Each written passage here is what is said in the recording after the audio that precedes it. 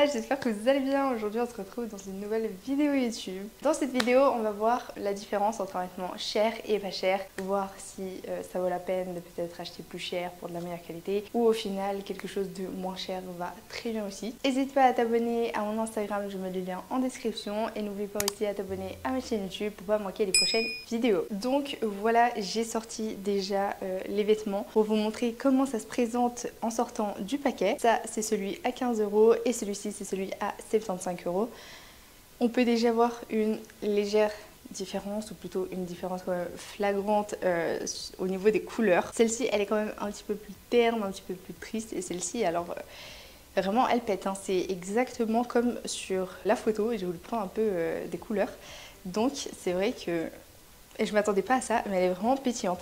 Celle-ci, il me semble que ça ressemble quand même au site, même si j'ai l'impression que sur le site c'était quand même un petit peu plus flashy, si je peux dire ça, mais je ne voyais pas le leggings aussi terne. Donc voilà, on va commencer par les leggings. Let's go. Et voilà pour le leggings du coup à 15 €. Alors franchement, je pense que je me suis trompée dans les tailles, même si ça me paraît un peu bizarre parce que je fais du L, mais il est petit. Enfin, j'ai eu un peu de mal à le mettre, j'avais pas beaucoup de marge. Donc voilà comment il se présente. L'arrière, c'est comme ça.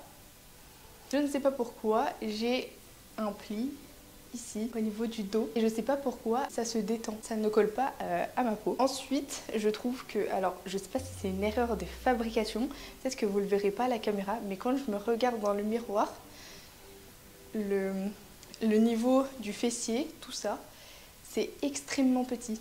Enfin si vous regardez là, ça descend énormément et du coup bah ça vous rapetissit votre fessier. Je sais pas comment dire, mais vous voyez le début du fessier il commence ici, alors que normalement il devrait commencer presque là-haut.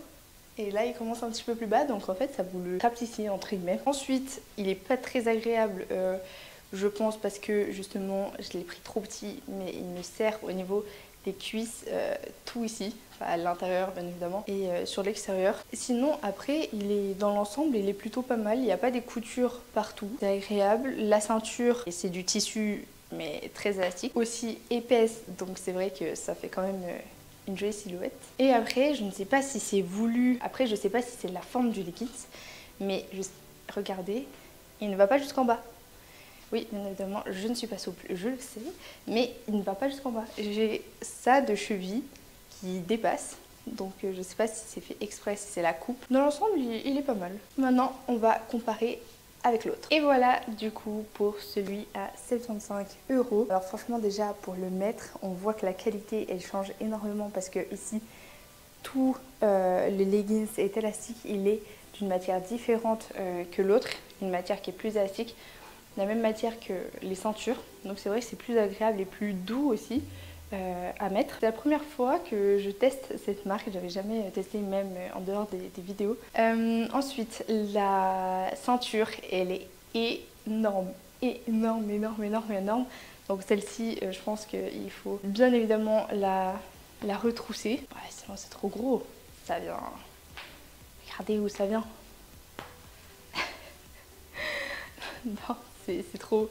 Mais sinon, ouais, non, c'est une super bonne qualité. Le fessier, voilà comment ça donne. Ils ont mis, je crois, un espèce d'effet push-up. Je suis pas sûre parce que je ne sens pas de couture au milieu, mais il y a l'espèce de petit triangle là pour faire un peu cet effet. Personne, je le vois pas trop. Non, sinon il est agréable à porter, il tient chaud, par contre il tient super chaud. Là je suis à la maison, je transpire presque avec ce leggings. Sinon bah voilà, j'ai pas grand chose à dire. Les motifs, je sais même pas ce que c'est comme motif en fait. Bah en fait c'est pas quelque chose de spécial, c'est des traits un peu dans tous les sens. Mais sinon la couleur elle est super jolie je trouve.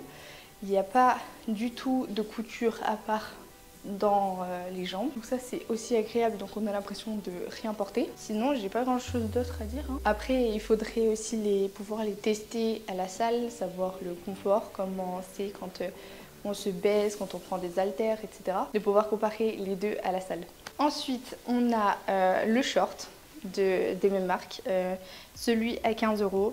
voire peut-être même un petit peu moins, je sais plus, faut que j'aille regarder. Et celui-ci a, si je me trompe pas, 65 €. Voilà, j'ai essayé de prendre un petit peu la même couleur, mais vous voyez, bon, je suis pas trop arrivée. Hein. Donc voilà, on va tester ça tout de suite. Let's go! Donc voilà pour le short à 15 € ou 10, je sais plus, je vais aller regarder après. Je n'ai jamais mis un truc aussi léger. Je vous jure, je l'ai mis et j'étais choquée.